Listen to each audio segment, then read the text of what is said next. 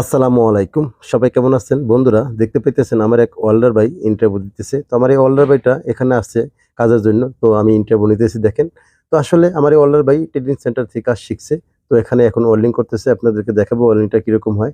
আর আমি সবাইকে একটু বলতে চাই বা ট্রেনিং সেন্টারে যারা কাজ শিখে তাদেরকে একটু বলতে চাই, ভাই আপনারা ওখানে একটু মন দিয়ে কাজ শিখেন এবং ওখানে তো ফ্রেশ প্লেট থাকে, গ্রাইন্ডিং করা থাকে এবং পরিষ্কার করা থাকে। আমাদের এখানে কিন্তু যারা যখন রানিং কাজে যাবেন তখন কিন্তু প্লেটে মরিচা থাকবে এবং পরিষ্কার থাকবে না, এলোমেলো থাকবে। একটু সুন্দরভাবে মন দিয়ে কাজ শিখবেন, দেখবেন আপনিও একদিন অনেক, অনেক বড় এবং ভালো ওয়েল্ডার হবেন।